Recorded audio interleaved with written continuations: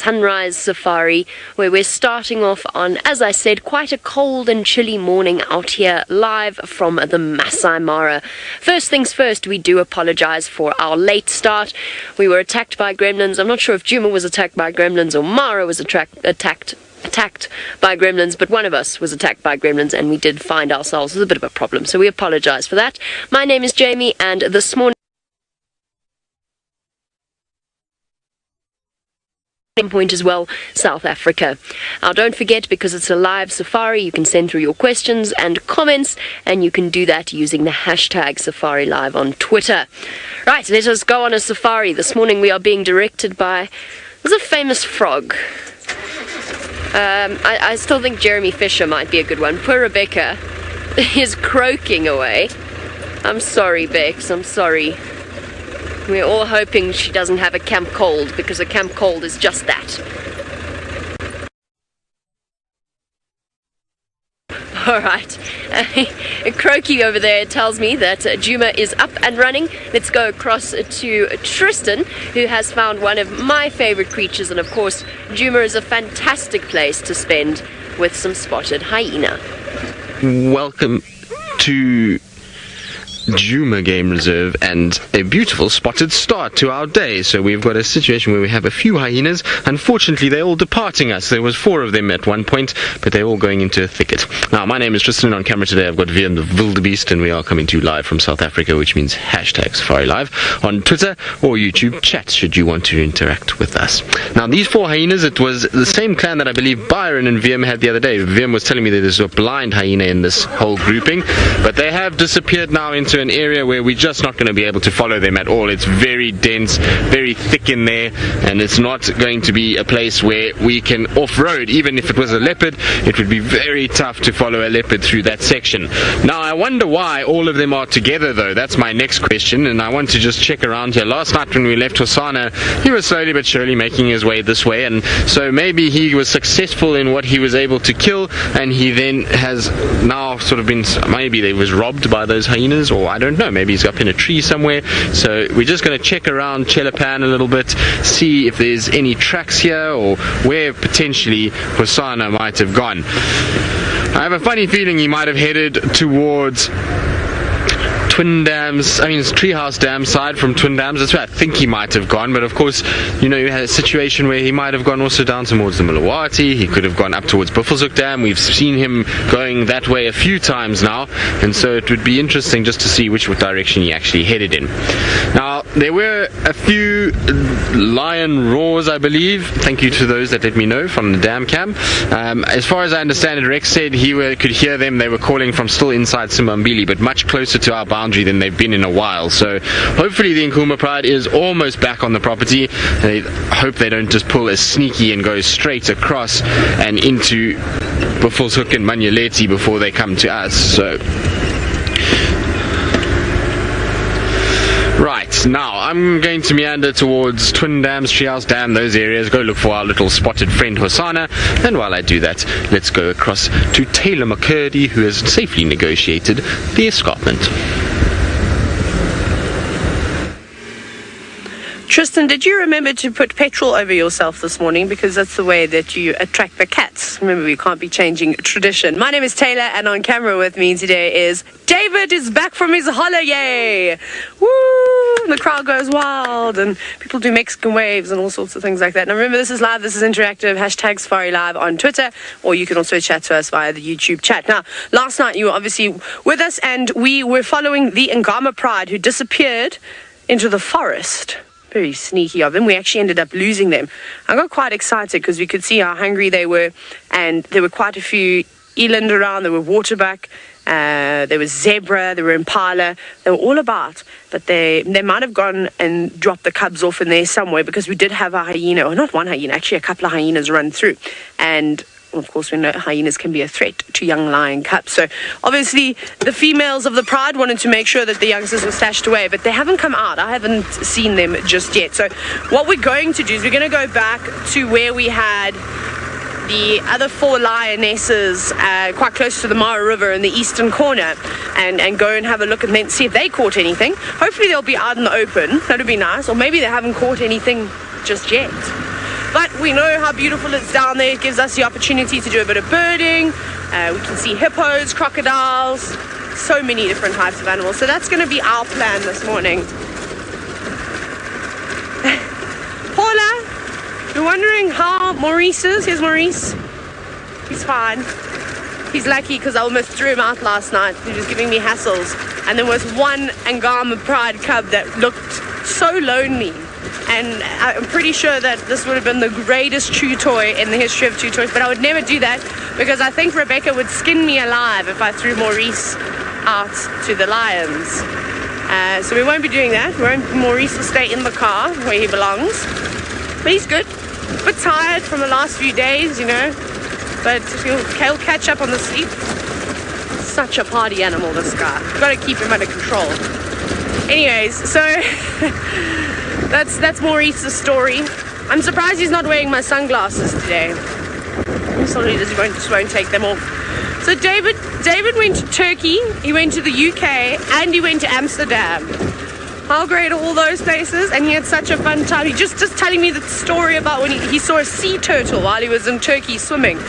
He thought it was a big fish at first. It popped its head out the water. That's pretty amazing to see a sea turtle. That would be nice, quite nice to see.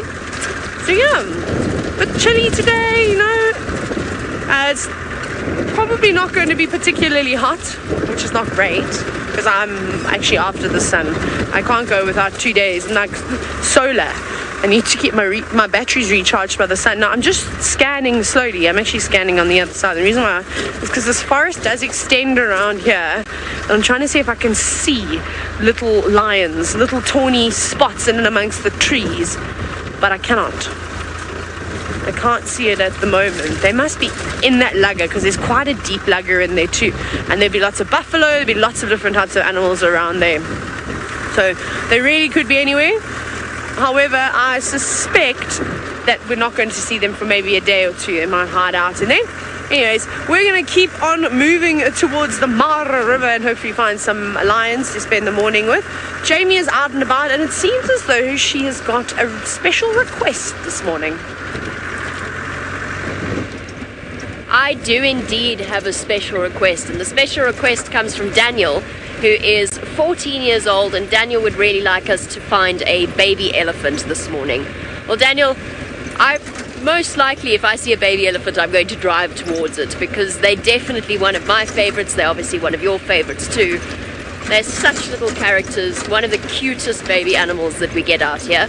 So with absolute pleasure, I will look for a baby elephant for you. And I know Tayla will do the same, and I'm sure Tristan will as well. So we will most definitely be on the search for a baby elephant. We were talking the other day, I can't remember when it was, but I barely know the days of the week out here. But we were talking about our favorite, funniest baby elephant sightings. And it caused a great deal of reminiscing on my part, thinking about all of the amazing elephant sightings I've had. And it just sort of reinforces the fact that I really should keep a journal of just the sightings that we've had, because they start to blur into one and you forget the amazing sightings. Day after day, year after year, they start to blur into one, but actually we've had so many incredible ones, it would be difficult to choose. I'm going to also look for the sausages. So while Tayla focuses on the Angamas, I'm going to go and have a look at the sausages. I've been away for a few days, so I haven't seen them. Oh, hello. Good grief. Sure, I just passed you.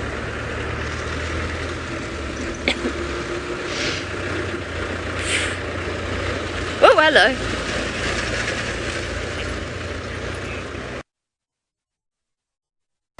To try and get off the main thoroughfare. While I do that, let's go across to Tristan, who of course is looking to continue his fantastic leopard streak, and he's gone in search of Hosanna. So to see what is going on here, no sign of Hosanna that we can see, only the tracks from last night where we followed him around and saw where he was walking. So I think he's probably headed more northwards towards Treehouse and that area, but it was worth coming just to check here anyway. It's just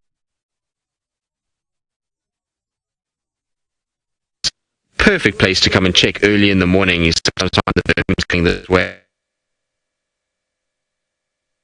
On the northern side, they look as though they are very, very relaxed and not too perturbed by anything around this area. So I think they're pretty happy that there's no predator. Other than that, quite quiet around here. There's really not too much to speak of. There's not too many birds around the edges of the waterhole. There was a few banded groundlings, which is like a little dragonfly, but unfortunately they're now starting to warm up as the sun is coming up, and so they're starting to fly, and they can move really fast. Yesterday Viam and I were watching them and how quickly they move. It would be almost impossible to keep them on camera. It's much faster than a lot of our birds even fly. So I think what we'll do is we'll head back towards Treehouse now and just check. I didn't find any tracks for Hosanna that's crossing Twin Dams to the eastern side towards the Mulawati, so I want to try and just check more to the west of where we are. The last time we had him was in this area going northwards away from us into a deep thicket at the end of the drive, and nobody was with us, and we left him kind of going northwards chasing hyenas. And so I think it'll be a good place to go and check around sort of Treehouse. He often does meander that way. We know Hosanna likes to be a creature of habit, and Twin Dams and Treehouse Dams seem to be his favorite playground. So I'm just going to check these. It's a good place just to check for tracks on Gari Main and see if maybe nothing.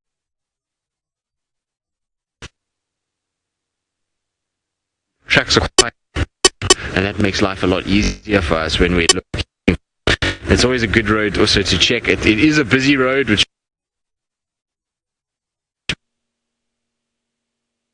for too many vehicles drive up and down on top of it. And it's amazing how quickly the sun is rising at the moment, or how early it is. It's in the last few weeks has really changed quite quickly, or in the last, I'd say, 2 weeks. It started from being dark when we woke up to now the sun already up.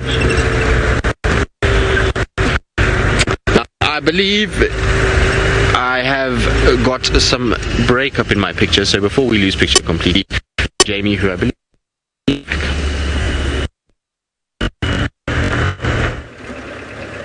Sincere apologies for the problems with Tristan's signal.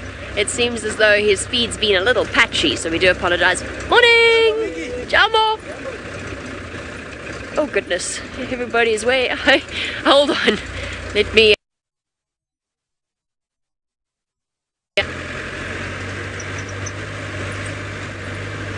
Jumbo. Stuck around. Let's go find some Ellies. There we go. It might be a baby for Daniel. And you never know, the sausage tree pride thrown into the mix as well. Lots of Ellies around this morning. They're still quite far away though, so you'll have to bear with me.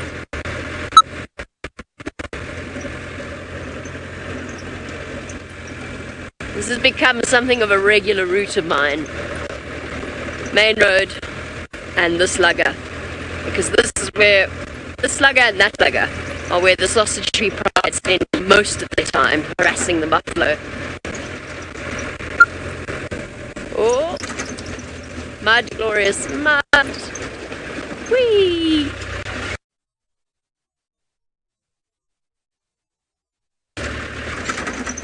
Oh dear, it seems as though I'm struggling as well. Let's send you across to Tayla. Those pests, we're going to have to teach more.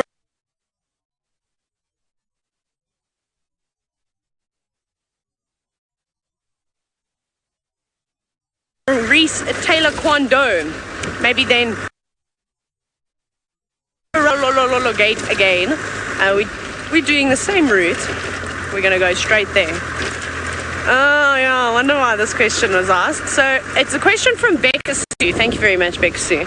And now you're wondering, where does Maurice come from? And the reason why I said I know why this question is asked, because the person, well, some of the people that gave it to me are either directing or on the vehicle. It was a birthday present. And so thank you very much. It's the best gift I've ever received in my whole life. My whole life. It also smells like death here at the moment. Where did that just come from? All of a sudden, the whiff of 5-day-old carcass. It's so great.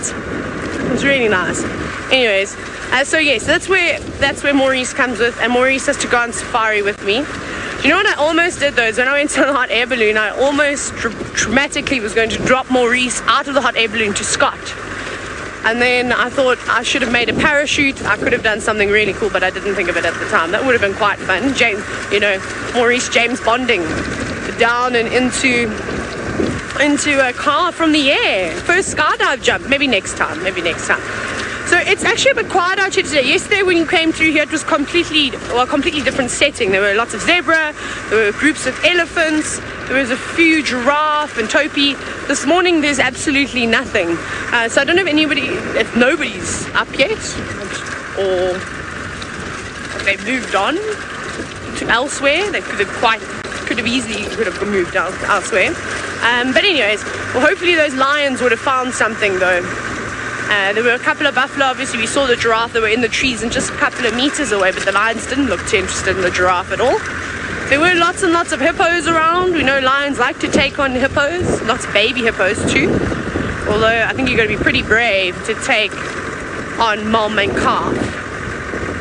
That would be a mighty task to bring down, well, or to try and firstly keep mom at bay and then take the little one down. That wouldn't be very nice.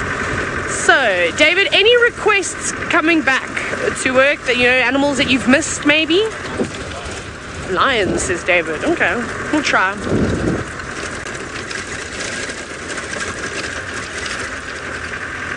Okay, so today we're going to have question and answer about David. I'm stopping the car. Darby, you telling everyone. I'm not saying a word. Come on. Yeah, no, camera, you got to do it. You got to do question and answer. So the question was... No, what about they can't see you? The question was, where in Turkey did... You go, because I didn't go to Turkey. Istanbul, Just Istanbul and anywhere else? Kash and Antalya as well on the coast. Okay, very nice. So those are the places that he went. Did you drink lots of tea? All the tea. All the tea. All the different flavors of tea. Any other questions about David this morning, Bex? Let's bang them out. Let's all ask about Darby's holiday. I also want to know. Let me think of something. So you said there was no sand on the beach. Lots of pebbled beaches. Pebbled beaches. And David saw a dolphin in Istanbul, and he said that he would have lunch on the decks that were over the ocean. And then afterwards, 30 minutes later, because safety first, he would then dive straight off the jetty and into the water. How amazing is that? I need to go. I feel like I would live there. I'd probably never come back though. That's why you're going to keep me in the bush, because otherwise I'll get lost in a city somewhere. There's really not one animal out at the moment. It's quite sad. There's some elephant dung. Oh, there's a warthog. Hallelujah for the pig. It's very far away. But that's okay. Now it's just stopping to actually have a look at us. It's obviously realized that the car has switched off. Now staring straight towards us. So this is a reaction from the warthog because of us now. So some animals are a lot more relaxed around the cars than others. Warthogs, I've yet to find a relaxed warthog besides at the Kruger National Park around the rest camps. Exclude those ones. The rest of them are normally... You can see what's coming. The warthog's not taking a chance though. Still just being very cautious. Oh, Stumpy! Where's your tail gone? You must have lost it. Well, obviously you've lost it. That's unfortunate.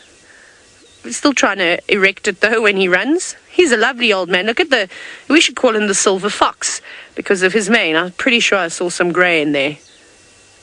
You're a lovely boy, aren't you? Older fella. Actually, he kind of looks like Jamie and I did this morning because we both looked at each other. I stumbled into the bathroom and Jamie was also there and she was brushing her teeth and we both went, we're both having bad hair days today. So I had to redo.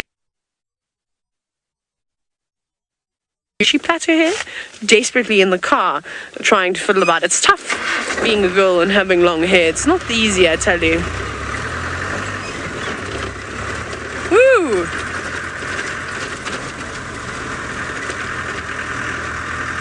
Woo! Now, a question from Yakima about Davi's holiday, and that is, did you go to any of the not the bars, the bazaars?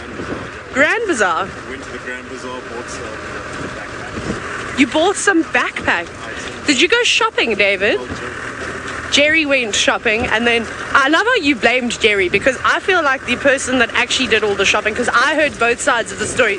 Jerry told me that you bought many pairs of unnecessary shoes as well.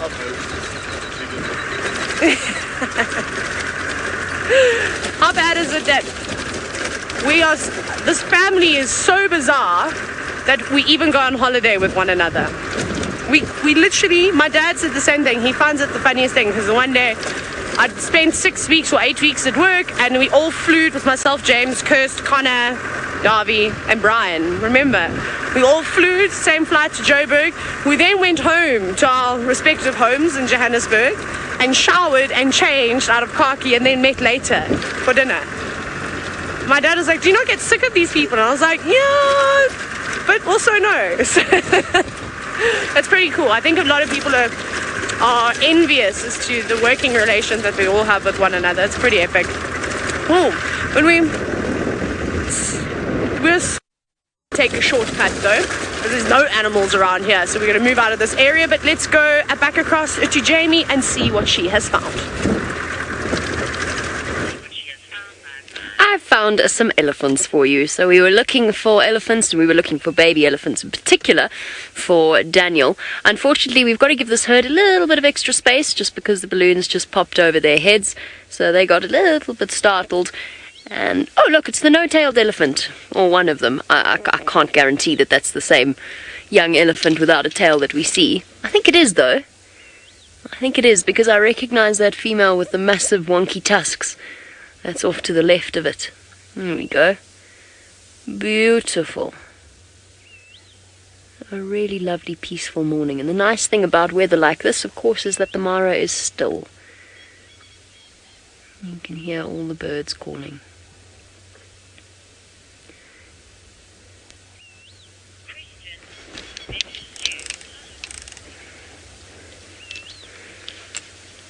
Becca Sue, they want to know how long a baby elephant will suckle for.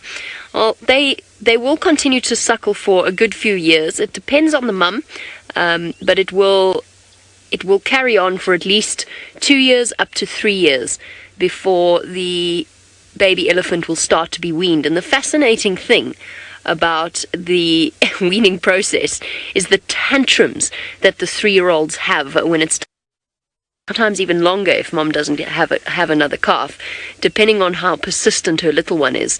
But they do really have weaning tantrums, and to see an older calf trying to suckle from mum, and she puts a stop to it, she puts her leg in the way, and they actually scream and tantrum and throw their heads. A terrible position that they actually have to feed on plants rather than mum's milk. So it's around about between 3 and 5 years. Sometimes even earlier than that. They'll start to eat solid food at around about 6 months old, but obviously they're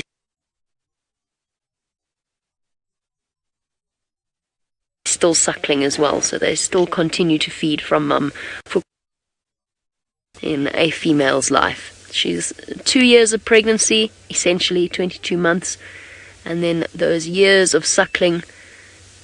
And it's one of the reasons why typically they actually have a very high survival rate.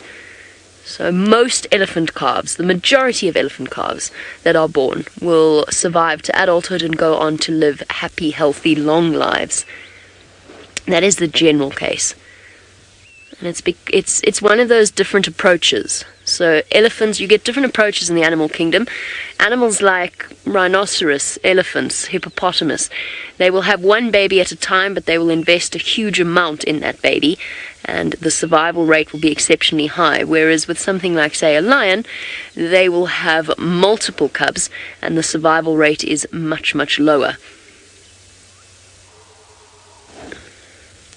Okay, let's go find some Ellies that are slightly closer, I think.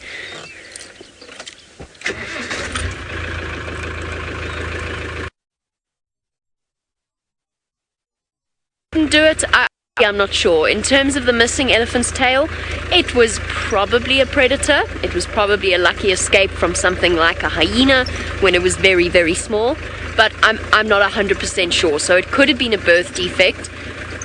It might have been that there was a congenital weakness. It might also have been that another elephant stood on it when it was sleeping, when it was smaller, and that it broke the skin, infection set in, and the tails are such a of the elephant because they're so small. So if infection sets in and it actually starts to eat the bone, the tail could drop off in that way. It's hard to tell. It's hard to be certain. I would guess at a predator. I'm trying to find the birdie that was calling. Michael up to a point. So once they start to get into their old age, they almost seem to shrink slightly. And that's because they're losing elasticity in their skin and they become quite bony and quite thin. But basically you get the rapid rate of growth in the first few years, right up until they reach sexual maturity, which in females can be as early as 10 years old, but it's a very, very rapid rate, and then it slowly curves off until it's almost, I think we should probably go into low range here, until it's almost essentially static. Oh, goodness. That was a bigger puzzle than I thought. Their tusks will also continue to grow throughout their lives, so they will continue to lay down their ivory and they will continue to grow tusks, which is why you'll generally find the older elephants have longer tusks. That's not always applicable because sometimes some elephants just genetically have very small tusks. So it's difficult to age an elephant in that way. I'm just going around these Ellies so we can get a good view of the little one.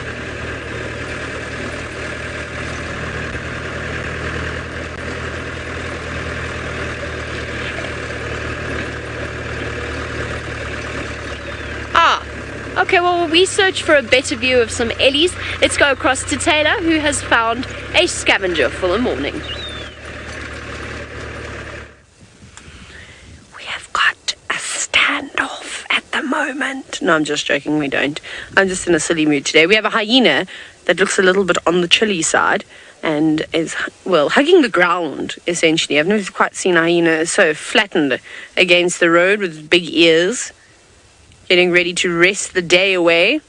It's in the road now. We're gonna have to. We're not allowed to off-road here, but I don't want to disturb the hyena, so I'm gonna go the scenic way around. Shall we go the scenic way around? Let me reposition. Last night we came through Azon. There were quite a few hyenas. There's a den somewhere. One of these termite mounds that go down into the ground. It's definitely a den. It's so many of them, and just trying to think. The other day when Sebastian and I came down here one morning. I'm just diving. I'm going to turn around. I just want to get past it and back on the road before I get into trouble. I'm pulling an illegal maneuver right now. We'll have a quick look and then we're going to carry on to our lions because I want to try and get there. Oh, now you're smiling to see us. No, you're not. It's okay.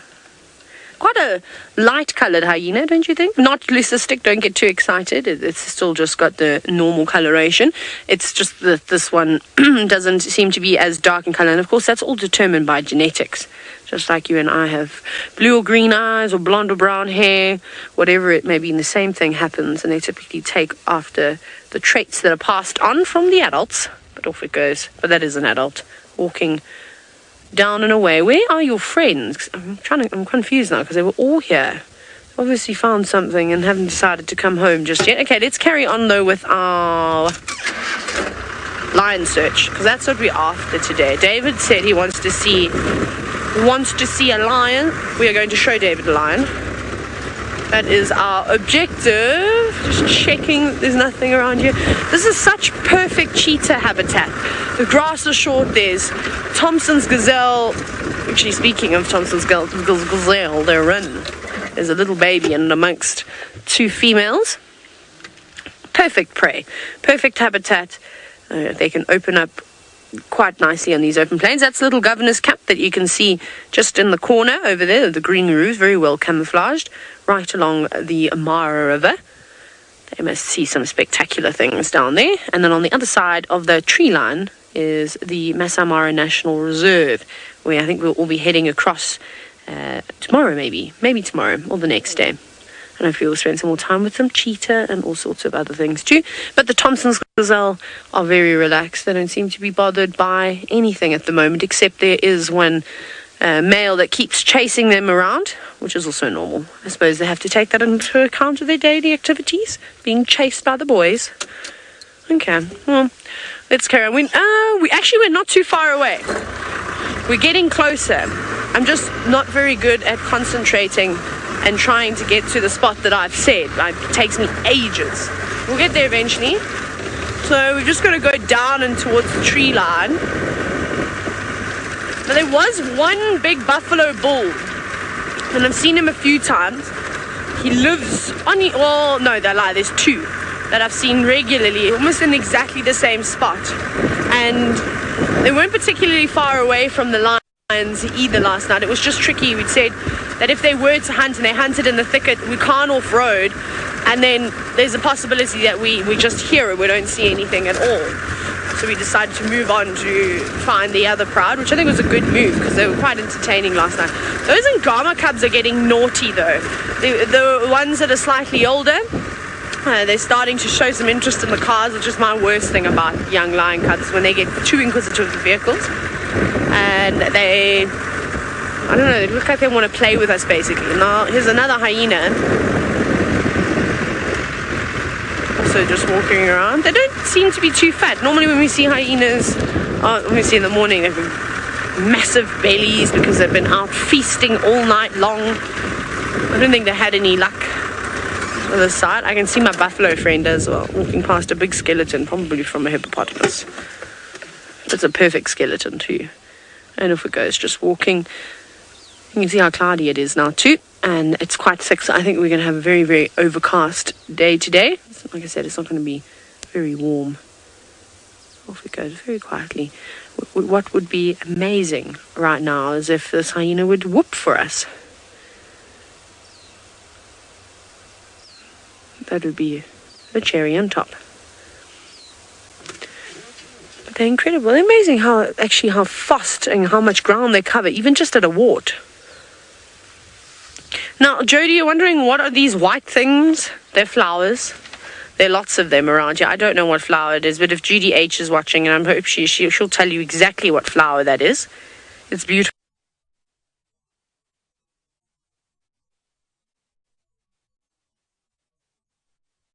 Me of the oxalis, but I don't think it is part of the clover fam. And then it's flowers. It's a bit embarrassing sometimes, especially when I shout it out loud and everyone's like, oh, I cannot stand it when people litter.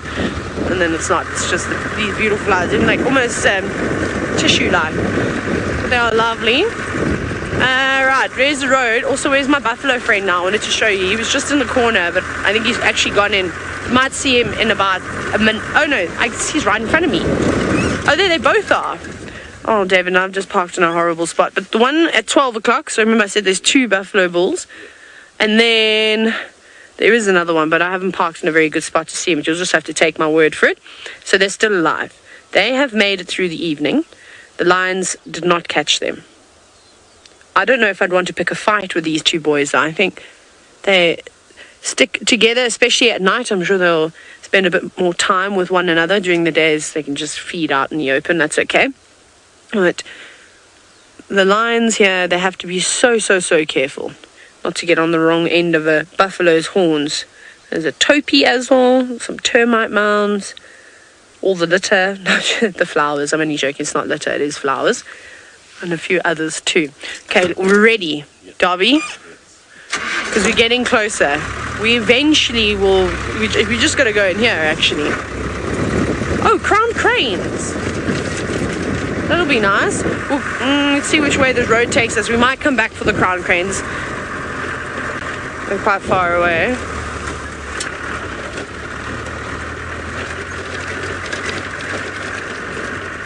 Now, Philip, you're inquiring about sort of the social structures within antelopes, you're wondering if they form harems or if they have other types of social structures. Majority of the animals will have a harem of sorts. The other thing is, of course, is that they're solitary. So male and females will both mark and defend territory. You only see a female with her youngster, and not being gregarious at all, which is obviously quite risky. But most of them, Impala with the Thompson's gazelle, we see it with the Topi, we see it with the wildebeest, zebra. They all sort of form these harems where you'll have one male and many females, and the male often tries to hold on to that herd for as long as he can. Some species of animals seem to stay with their herds for longer. Zebra are pretty good. Zebra form really strong bonds with the females, with the mares, and they don't want to lose that relationship. So I think you'll find that compared to Impala and zebra, Impala will have a more consistent changeover, where zebra will probably keep their herds for a little bit longer. They reckon that an Impala ram, especially during rutting season, maybe holds the territory for 2 weeks, and then he's exhausted. He hasn't eaten. He's been trying to mate with all the female, try and chase them. Really, they become tired. Oh, hyena! Another one. We're having a hyena. This is where we had the lions last night. To its step this morning. Maybe the lions. Nope, that's not. Where am I going? No, there's the road. Is this a road? Yeah. Oh, hello. I didn't know about this sneaky secret passage here. That's why I love this area. You can just get lost in the trees with the birds. What happened? Oh, I thought you were trying to get hold of me. Okay, now we must check. No lions under the trees where they were. Got to check carefully though, because yesterday I showed you how dense it is around here, and when they are sleeping in and right underneath the tree, you drive right past them. I can see footprints though. Now we don't often track here because it's not a nice area, but I can still use and try and figure out which direction they went. This is from the hyena who was walking here. Find another little patch. Might not be too great for you all to see. Also, I can't get out and point nicely to the ground, so we might just skip the tracks. Just keep checking around here. Not one lion track, lots of hippo tracks. Lots of hippopotami tracks. Okay. Where are the hippopotami? Shall we see if they're here? Yes. Let's see if they're here.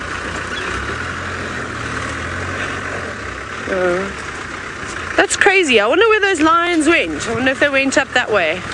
We might be checking in the wrong area this morning. Oh, our baboons from yesterday. So yesterday we very quickly saw a troop, sorry the car is now rocking as well, a troop of baboons in the afternoon, and I'm pretty certain that it's the same group. They are territorial, and this is prime location along the banks of the river. Lots of fruit trees will start to grow around here, and also they make for great roosting trees. And we pretty much saw them in exactly the same spot though, so I think they were sleeping up in some of these bigger trees. Now they're waking up though, again. A bird's routine, a monkey's routine is typically first thing is to climb to the tops of the trees and let the sun warm you up. But they're not able to do that today. So all the animals that would normally do that have to do something else. So it looks like they've actually just on the go straight away, just straight into foraging, which is quite nice. And of course you could have heard the hippos that were also just singing a beautiful tune. But no bird chorus just yet. What's happening? There's the hippos. There's quite a few different pods along the stretch of the river. And one thing that I have noticed is that the groups of hippos are actually really close to one another. If we go to Chitwa and we set a Chitwa dam, it's obviously it's a massive body of water. We often see there's a main pod of hippos and there's a couple of smaller groups, but they're normally quite spread apart. Here, you'll find different pods of hippos within 30 or 40 meters of one another, so it's not particularly bad at all. Let me quickly turn here. I'm gonna actually park my nose down here because these hippo. Oh, well, stop opening your mouths while I'm repositioning hippos. It's rude. I'm gonna be cheeky and I'm gonna park here. So then we've got different ones, but these ones are being quite cool in front of us. And whether they will do that, no, I'm not sure. Now, OD farming, you were wondering about the hippo structure. It's fairly similar to So I suppose that of an impala or a wildebeest, where it is a harem, you'll have one dominant male, the male that's doing the mating with the females, and will have his girls around him, his pod. And then you can also find young submissive males that aren't dominant, or they could be big and strong, but they've just come to an arrangement with the territorial bull that he's going to leave them alone. He's just sort of living in and amongst one another for safety and numbers, of course, companionship. Hippos are also extremely social creatures. Obviously, we don't see them grooming one another like we would see impala or zebra or even lions grooming one another. That's a bit impossible. It'd be quite funny for a hippo to lick the other. I'd quite like to see that, actually. But they do rest up on one another. So I suppose they show the tactile communication in a different sense to what we're seeing. Also, they're communicating vocally, constantly. We can only hear a very small amount of sounds. Most of their communication is actually done underwater. So I would presume that's how they start strengthening the bonds. That's a beautiful... Was that a flower, Darby? Can you see that? I just noticed that. That is lovely. That looks like one of the Ipomia's morning glories, perhaps. Well, the baboons are having a domestic. That's the screeching that you can hear. Yeah, Darby, they come running. Oh, they didn't know. Oh, that was so cool. Hang on, let me reverse for you.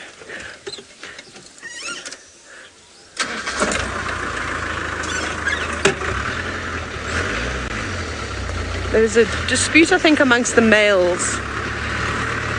And the male baboons were chasing one another, but I think they'd forgotten that I was hiding behind the tree because one came so quickly and hit the brakes. And then the dust sort of clouded around them, but now they've settled down again. Just going in over there. Guys, don't be so worried about us. There's a couple, though. A couple in the trees. There's one just sitting on the edge of the bank. Looks like a female. I think she's just the last one now. The rest of the troop seem to have actually moved off.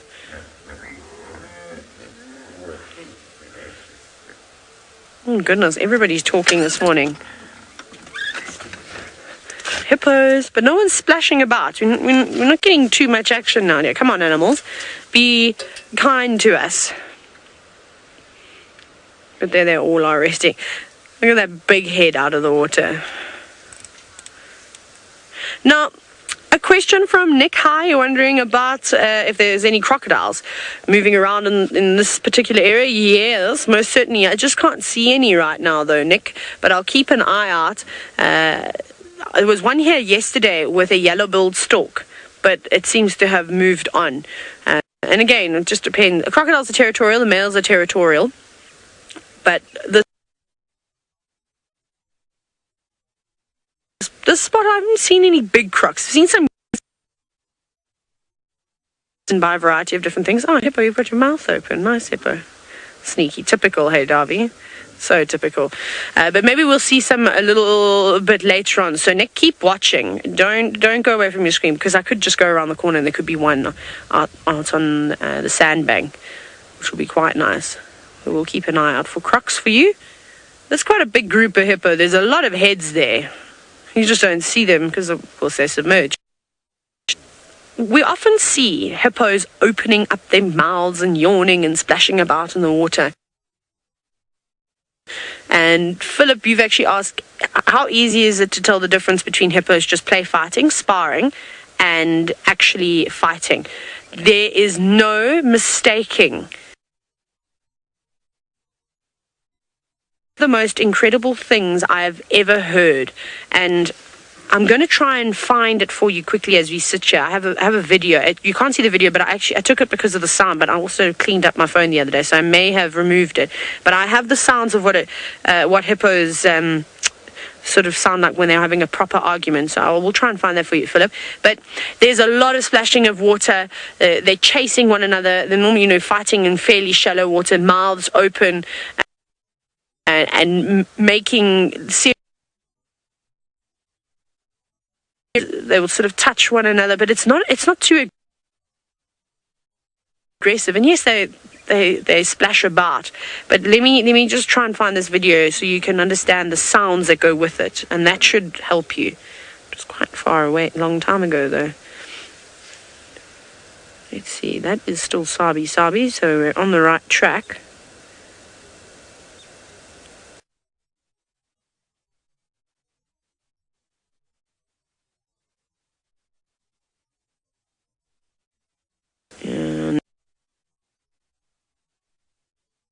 you're wondering about whether crocodiles will ever attack hippos, they sort of have an unspoken rule with one another. You leave me alone, I'll leave to happen. So if a desperate croc finds a young hippo lurking too far away from its mother, it's probably going to try and snatch it up. Crocodile doesn't have any specific prey that it goes for. It'll eat anything that it can clamp its jaws down on. And this is very sad, of course, but crocodiles are one of the largest sort of man killers, especially in remote Africa, when you've got locals that are still using the river to wash their clothes, to wash their pots and pans, even to bathe or collecting water, all these different types of things. You'll find the fatalities because of crocodiles are exceptionally high, and from hippos too. But on the Zambezi, it was not an uncommon thing to hear once a week that someone got snatched by a croc off the Zambezi River or one of the tributaries. It's not nice. So yes, they will have altercations, but a hippo is much bigger and stronger and has an exceptionally powerful jaw. So I have seen video footage, I've never seen it, where hippos have actually come off to the top and basically beaten a crocodile. So they need to be careful, and I think that they realize this. Although I think a 4.5 meter, 5 meter crocodile would put up a very, very good fight. I mean, a croc of that size would weigh almost a ton. I suppose a hippo weighs double that, or maybe a little bit longer, but yeah, size matters out in the bush. And they've got a big mouth, a hippo too. Now, seeing as though we're talking about all the hippos and if crocodiles would eat hippos, Aria was wondering how big of a pride of lions would it take to take a fully grown hippo down.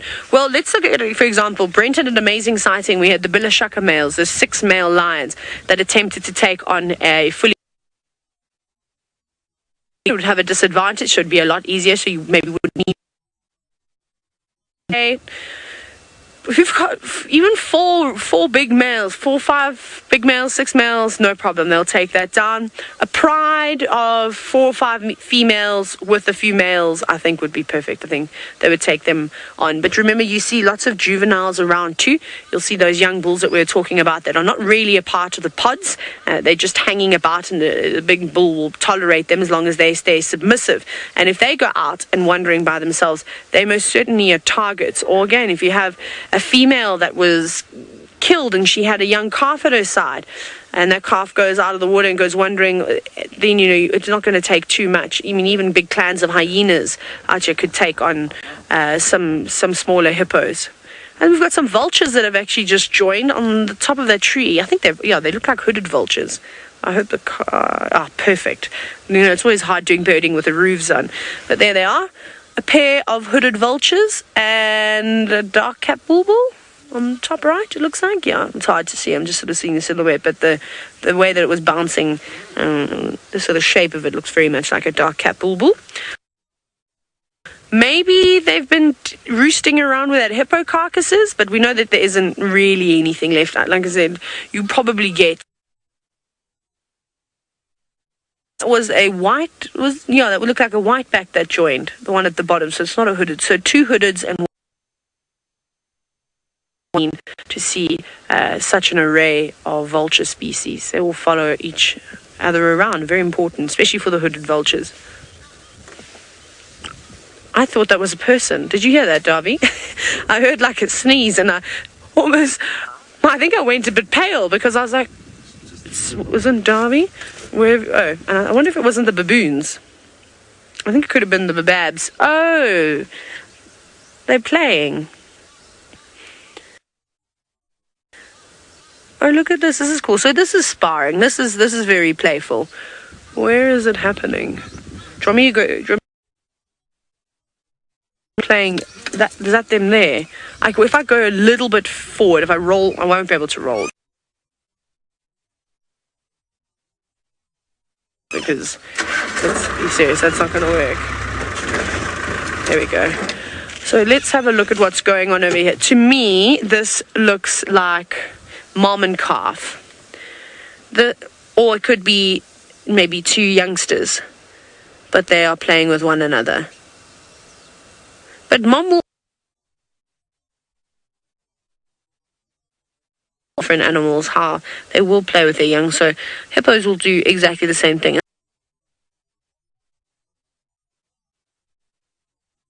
This is sometimes just hard, but otherwise, remember my two favorite little hippos at Chitwa Dam that often play.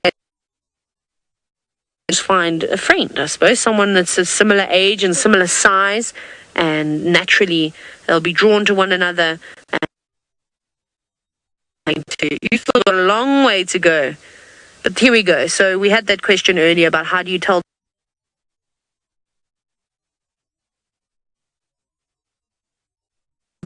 No, I was saying with the big bulls, it sounds like dinosaurs or lions having an argument over a buffalo carcass. There is much noise to go, of course, with the big scary big teeth and charging at one another.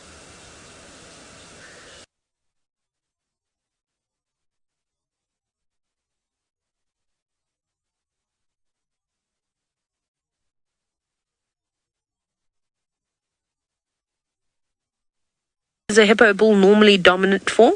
Again, it's a hard one to give you an exact answer. It depends on a number of different things. How old that bull is. Are there lots of other contenders in the area? Because obviously if you have more hippo bulls in a stretch of river, and there's definitely a high density of them in the Mara River, you've got be challenged for your territory, especially if you have a prime spot.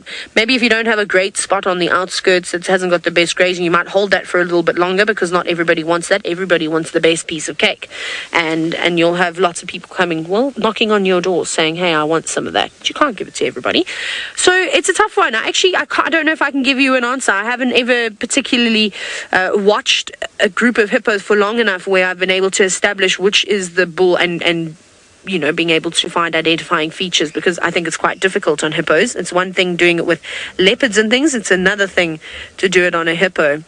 And they're the baboons making all the noise. I think that the baboon was the one that sneezed and gave me a fright, because I thought, no, there's a person around here. Someone else is watching us, but it wasn't. It was just these guys.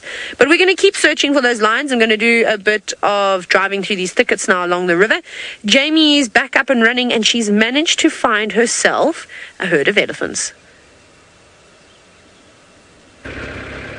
We are back up and running. I'm sorry. I don't know what's going on, because I've been in a perfect signal area, but it just seems as humans are really out full force. They've attacked me. They've attacked poor Tristan. So Tristan hasn't disappeared completely. He's just having problems with signal on the vehicle. Found you, baby elephant, Daniel. Proper tiny little baby elephant. Unfortunately, everything seems to want to be walking away from me this morning. Perhaps they can sense that there's gremlins, invisible gremlins surrounding our vehicles. Here we go. Little one, big ones, all. Thank you, girl. An expulsion of digestive gases. The standard soundtrack of... And have a view of their heads. Don't leave. Just slightly too late. I saw them crossing the road in front of us. Just too far away. Unfortunately, the roads are a bit mangled at the present moment, so it's not easy to race anywhere. No, unfortunately, they are striding off to the east.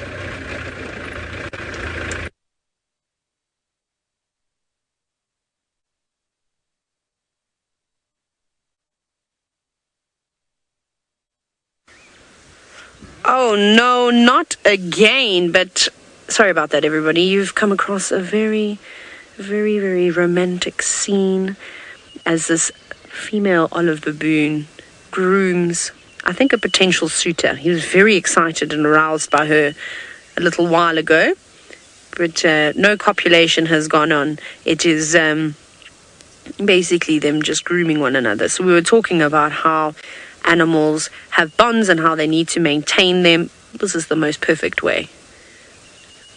And then it also provides a nice snack. And there's also that little baboon that's bouncing about and the back as well. And we were actually saying yesterday how we wanted to sit and watch baboons. Maybe today is going to be the day that we get to do so. A shame it's so small. Look, it can't even hold on to the branches very well just yet. But they adapt so quickly. They train those muscles. And I suppose it's because they're such arboreal creatures. Leopards also take to trees, or they try to when they're young. They fall out of them. Whip! Just as that little baboon has now also tried to leap out of the tree. Hasn't quite got the technique right, but A for effort. That is so sweet. Careful you don't go tumbling down that steep bank now, because I will giggle. I'm sorry, little one. Oh, that is small. Isn't that absolutely tiny?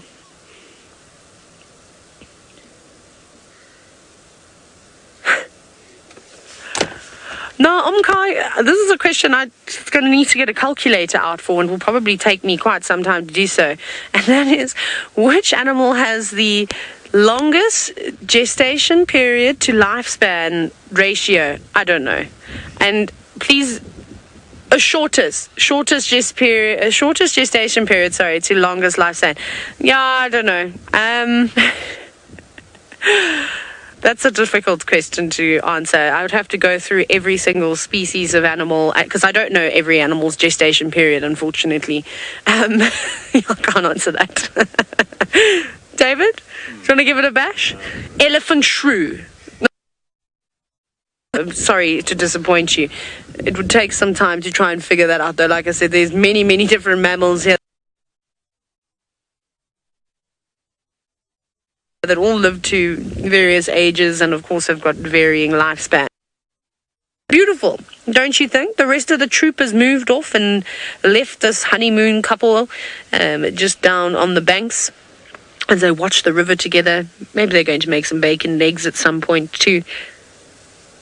But it's not just one male that will be mating with this female. We have been talking about social. Oh, thank you. That's very nice, Baboon. Very kind of you.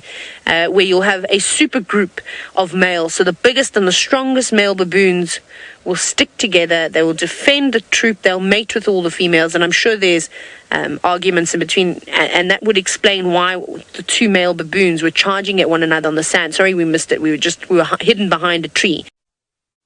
And I hadn't positioned the car very well.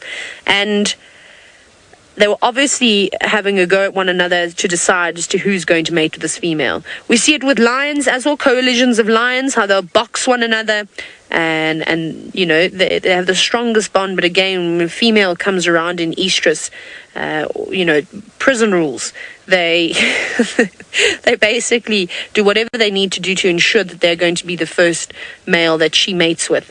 And then they all sort of have turns afterwards if she's still in estrus. Some might have it that not all the males will mate with a particular female. Might just be one or two of them, but they're quite happy with sharing their genetics that way. And whereas lions, it's completely the opposite. I mean, they don't want anybody else's genes at all. Quite savage. He's loving this though. It's like he's at the spa. I'm going to pull your hair.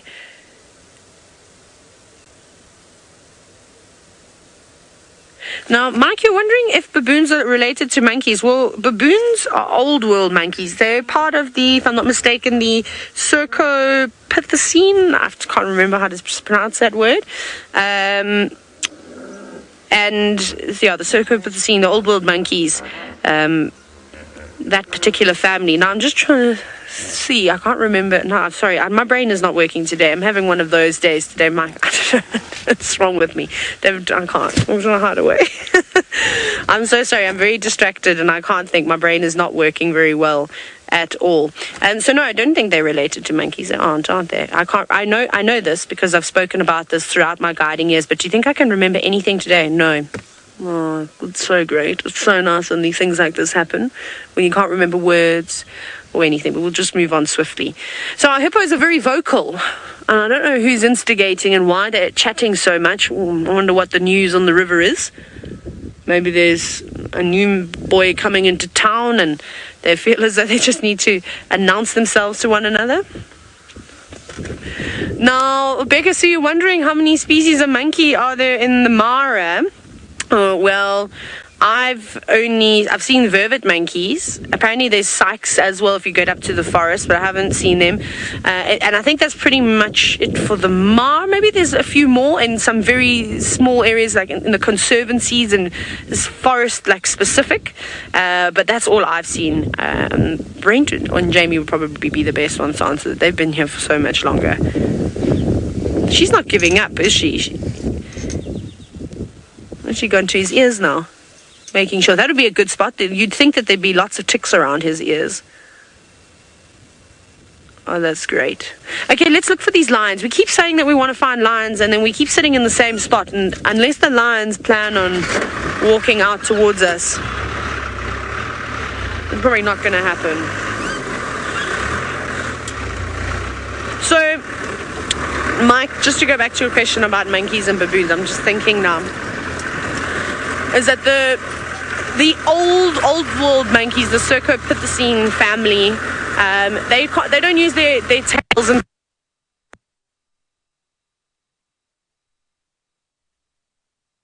smell.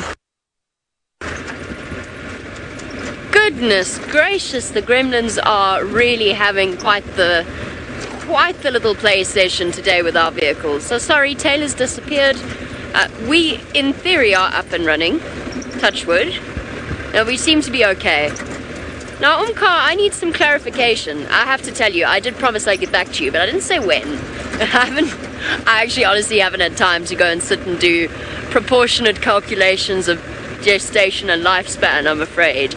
The full days for the last 4 days, have put paid to that, and I confess that by the arrival at camp at around about 9 o'clock at night, and then by the time we've eaten dinner it's 10, I didn't get around to researching and calculating. But by my recollection, unless I've been misinformed, by my recollection it was the longest gestation period compared to lifespan, because I remember saying that a giraffe would be quite far up there because they're quite short compared to something like a rhino or an elephant. They've got quite a short lifespan and quite a long gestation period.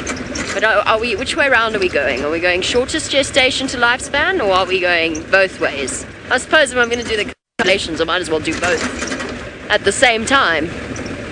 Shortest gestation to lifespan, hippos have quite a short gestation period, considering what large animals they are.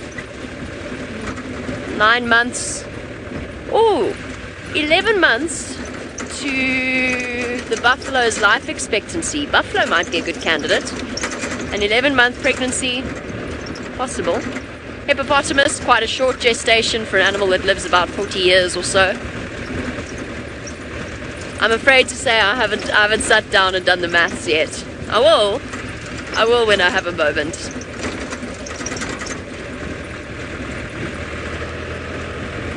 No,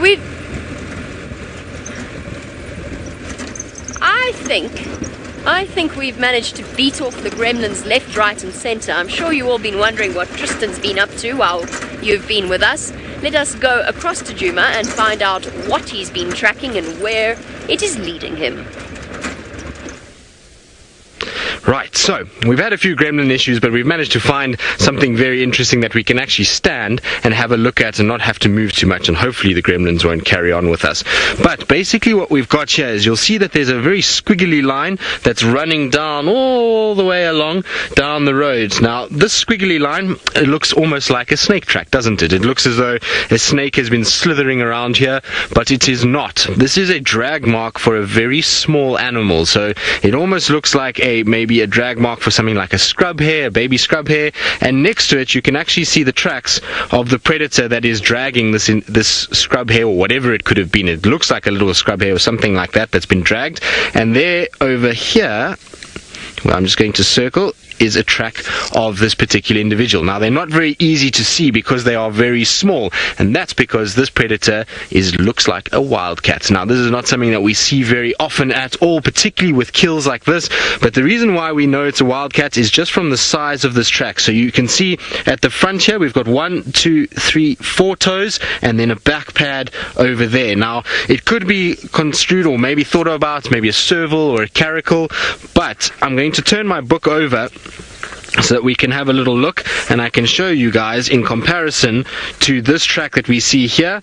If you have a look at the top, this is the Wildcat over there. It is exactly the same size. This is an actual size of a Wildcat track, and it is perfect sort of size and shape for what we're seeing over here. So what happened is, I'm pretty sure a Wildcat grabbed a scrub hare and then dragged it all the way down the road, which is very cool. Now, I was saying serval and caracal, and a lot of you maybe don't know what the size of a serval or caracal track is, but I will show you quickly just so that you can have a little look. Now, caracal is the track on the bottom over here. You can see very big, very round, almost leopard-like in its shape. The thing is that would be probably a very young leopard, and the chance of seeing that leopard walk, a track like that walking around without a mother leopard would be very difficult. So that's why you can draw a conclusion that it's a caracal over a leopard. It's very kind of similar. And then the serval on top, you can see, is much larger than this track that we're seeing here in this soft sand. In this soft sand, the track should even be bigger than what it is, and so we're seeing a situation where it's definitely not a serval. So really, really, really cool to see. In fact, it's the first time I've actually seen a Wildcat track where it's been dragging something like this, and there's been lots of areas where they scuffled and where it was obviously killed it and then had to kind of subdue it, pick it up again, and it's walked it all the way down the road and eventually gone into Torchwood away from us. But super cool to see. It's not, like I say, it's something that we see every single day. So really nice, and it's going to mean that we can continue our journey now towards Chitwa, because the brothers have been in Torchwood, but other than that, it's been super, super quiet. But really, really cool to see, and I think that's probably one of my favorite tricks. Now, I believe Rebecca is trying to talk to me. I can't hear a single word that she's saying, so I'm sorry if people are asking questions, but I can't hear her at all. So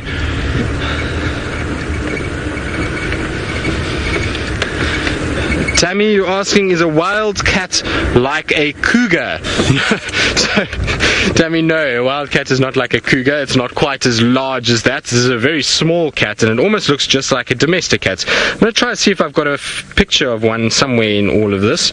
Just give me 2 seconds. I'll try and find one for you.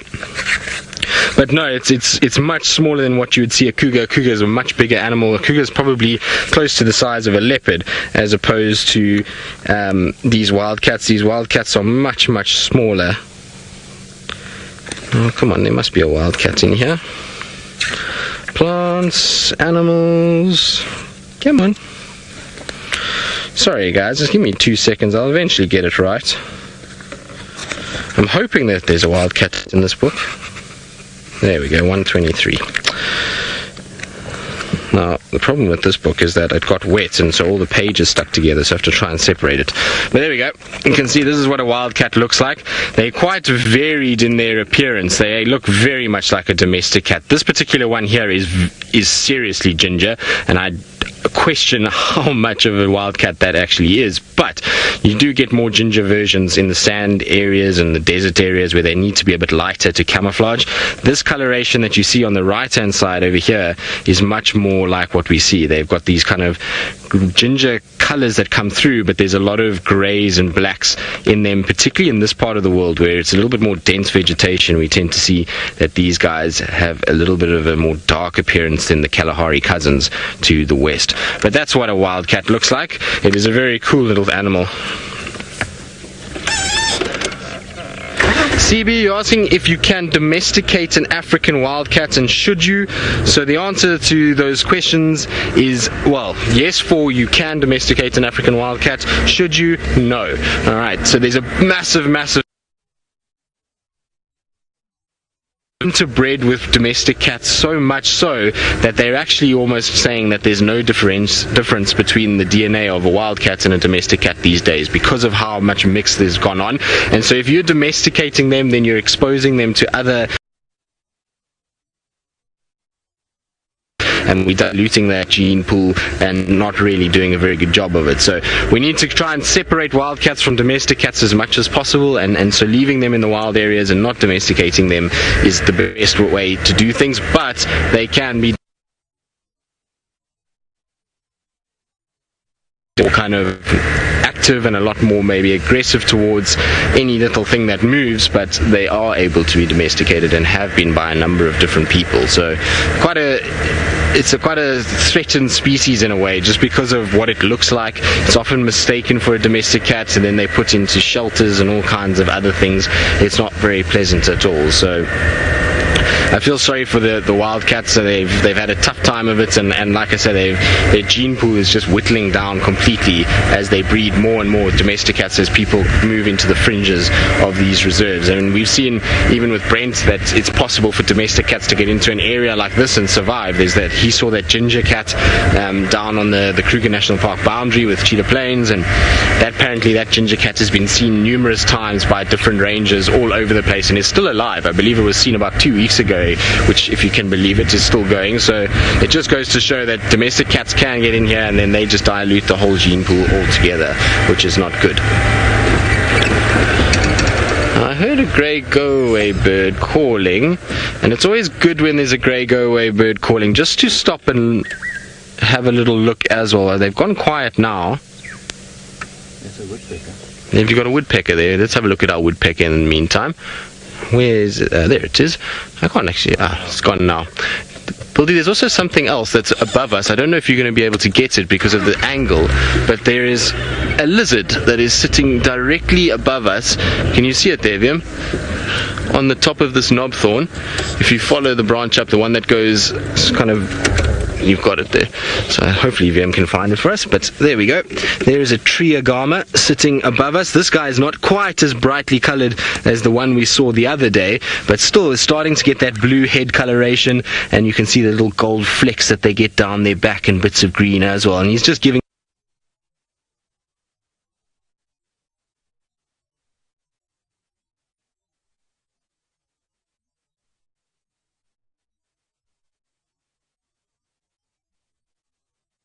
us the evil eye after the lots of sunshine this morning, just trying to get that body going. Remember, it's a cold-blooded animal, so it needs the sun's rays to be able to warm the body, to be able to get active. So really cool to see, though. These guys are coming out more and more over the last few days. I've seen quite a few of them, and they're all brightly colored now, and just now it was actually bobbing its head, and I thought it was maybe displaying towards a female, but I'm trying to check if there's any females there. I can't see any. It's tough sometimes to spot the females. They're far more camouflaged than what the males are. The males have that bright blue head, which gives them away a lot of the time. If you look at the rest of his body, though, if you minus that blue head, that's cool. So it grabbed an ant or something like that. I don't know what exactly it was, but it grabbed something. So there we go. There's a kill for this morning. It's all action out here in the Sabi sands, and I'm about to blind myself. Slightly change the angle so that I don't actually get... At the end of the day, I do like my sight and don't really... Oh no!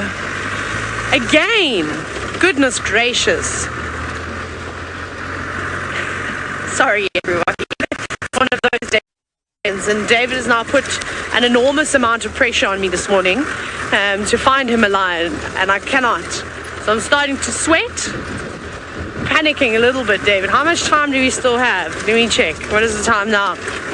Got an hour and a half to find David a lion. Rebecca says we still have a very long time. I think it's going to go quickly. There's a big eland walking along the tree line, which is quite cool. We'll be very far away though, but it'll give you some context as to how large these creatures can actually get.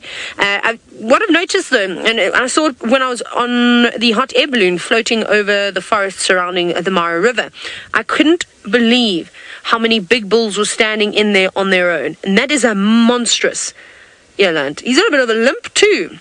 It looks like it. Huge dewlap. Look at all that power. And now disappearing down in there. I don't know if they prefer it down there for grazing. Just try to out of sight, out of mind, trying to stay away from the predators, because the lions would certainly love to take down something like that. Although they're bucking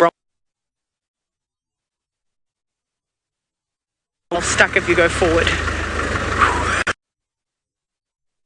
Can you imagine? Stuck. It must be spectacular. We must be live. It has to happen to me while I'm live as well. I must be sliding around and then get bogged down, or something along those lines.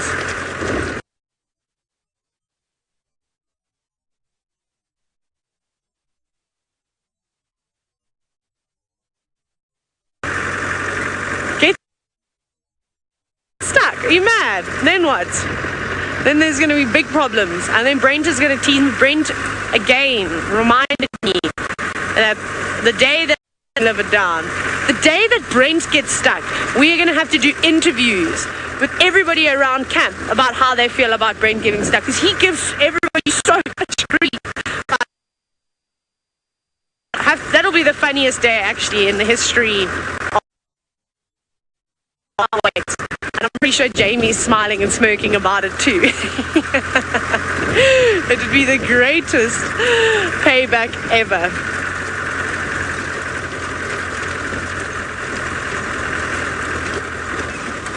Philip, now, thanks for all your questions today. I'm sure I think it's the same Philip that's asking the question. Thank you, it's nice. You're asking great questions. And you're wondering why the vehicle mongooses. So distracted. Sorry, I'll get there now. Meow.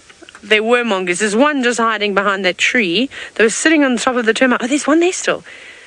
You go up to the top right there. Oh, look at it. Oh, down the chimney it goes. Oh, my voice is echoing along the Mara River now. That was frightening. I just heard myself. That's so cool. They're obviously living around there. Maybe they're looking for things to eat. Very fluffy though. They do live in mounds, but typically in old burrows that have already been excavated. They've got sharp claws. We've seen it with the dwarf mongoose, how they are very, very good diggers. And I'm sure they will change up their burrows slightly as need be. Otherwise, if they hear something moving underneath the ground, those powerful little arms will start moving quite vigorously. Oh my gosh, that's amazing. That is the coolest thing ever. I hope you're all relaxing and coming back out now. But how's that? Diving straight down into that termite mound. Imagine now, I mean, they do, because they live with the termites, they don't necessarily always feed on them, although I don't think that the termites would take too lightly to a banded mongoose diving down that chamber. I'm sure they'll all scatter and try and get away. But imagine if they got a queen. That would be a great meal, and I'm sure they wouldn't say no to something like that. Now, Snazzy, you're wondering if they eat termites. They will. They would. Oh, there's another one. It's just coming. Another one's coming out. Oh, my goodness. Oh.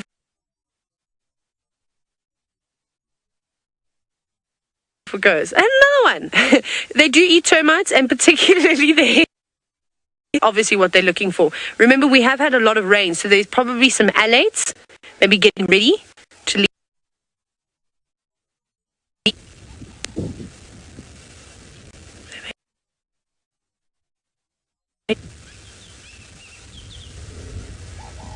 Oh, it's David's stomach. No, you can see he's very soft. I don't think he will. There's a bit of wind, but it basically sounds like them. They're going constantly communicating with one another.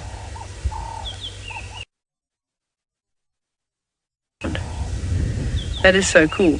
So with all the alates at the moment, that's probably why they're drawn to the mounds. They're maybe trying to find the chamber that has got the alates. They typically leave at night. And if they can find that, that's a buffet. And termites are so full of proteins. They've got the right amount of fat. It really is a treat to any of the animals out here. I just wish I could have a mongoose in the car with me at night to catch all the mongoose, all the insects that are in the car. Now, obviously talking about a variety of things that mongoose like to eat. Scorpions is one of them, and Lorna, you're wondering if they ate scorpions. So yes, they do. It's actually incredible to watch them. Obviously, they're quite large, and I have yet to see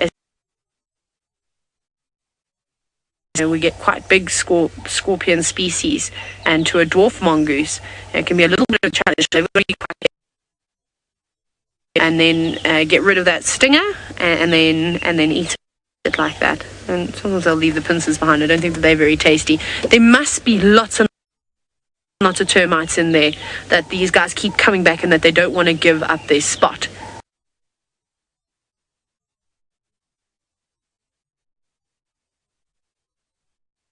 And you can see they have,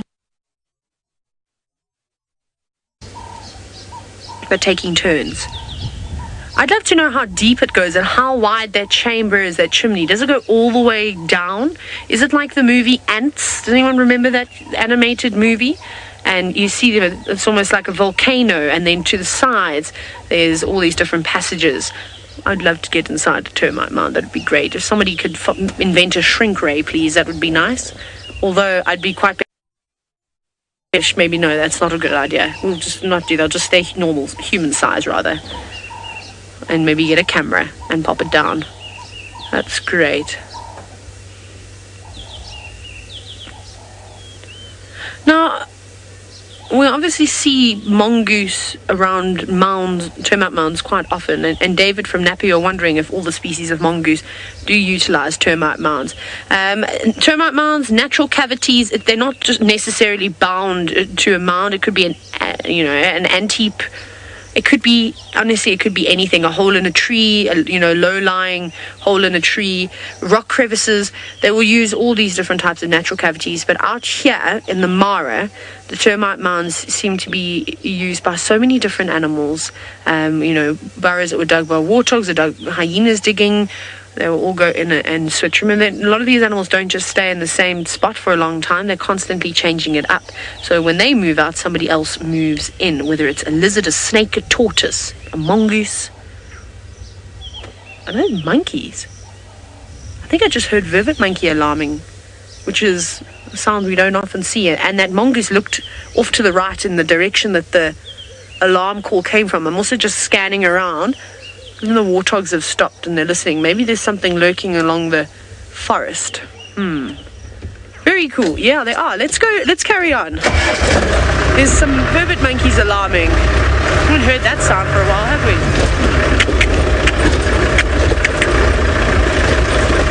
Very cool. That was a great mongoose sighting. That's probably the best banded mongoose sighting I think I've had, and they were so obliging too. Right, we're going to head towards the alarm calls and poke our nose around there. Jamie has found some cats that are fast asleep.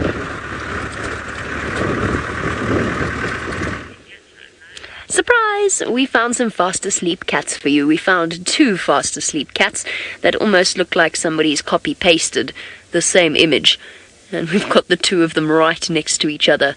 So this is the male with the collar at the back, I think. He hasn't lifted his head since I arrived, but I think it's the chap with the collar. The 2 young males that we've seen around this area quite frequently, and in fact have even seen them, despite their young age, have even seen the elder of the 2 mating with one of the females out here.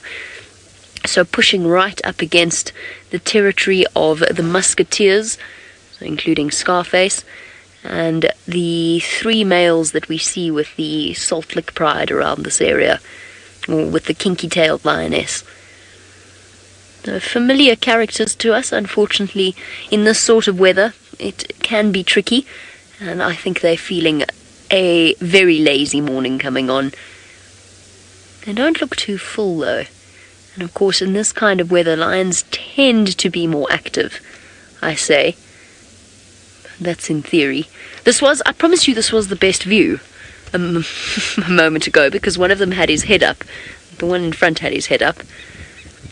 But unfortunately, it seems as though these 2 chaps have decided.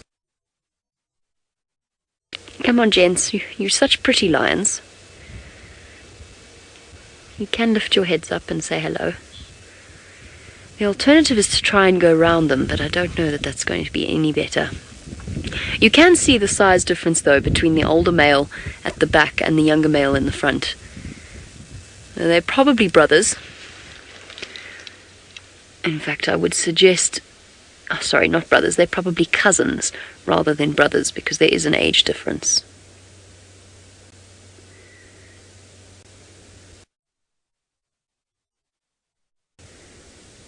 So these are the boys from the Chelly Pride, apparently, is what we've been told. And of course, because the one is collared, it does make it very easy to identify which particular males they are.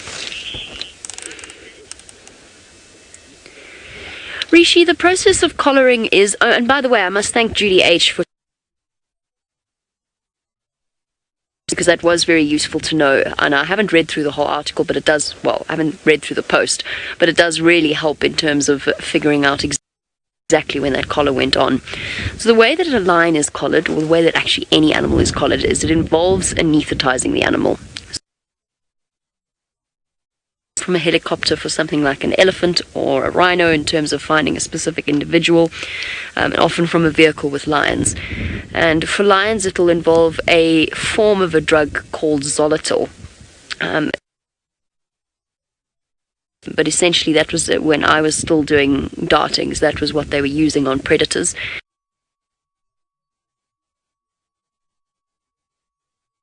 You cannot use M99 or any of its derivatives on a way it could easily kill a human being. So different animal systems react differently to different types of anesthetic. M99 is used for things like elephants or antelope. What's interesting about that is that different systems react differently to different drugs. So it will be, you need a much, much higher dose for an Impala, proportionate to its body size, than you do for something like an elephant or a rhino. Just interesting the way that their metabolism processes that drug. So what will happen is the animal will be darted, otherwise they can risk hurting the animal. Occasionally the dart doesn't take because the shot is missed slightly. Hello, boy. Talking about a traumatizing time in your life, I imagine. The dart is a very heavy duty one. It's got a pink fluffy bit on the end so that you can see, so that the vet can see exactly when it's taken or when it hasn't.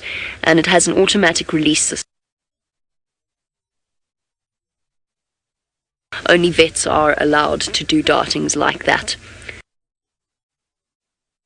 And gas-powered dart gun.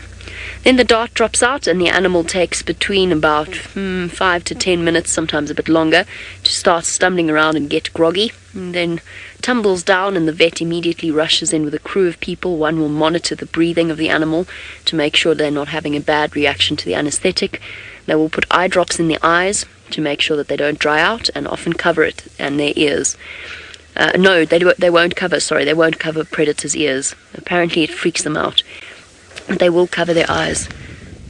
Something's alarm calling. Why are you alarm calling?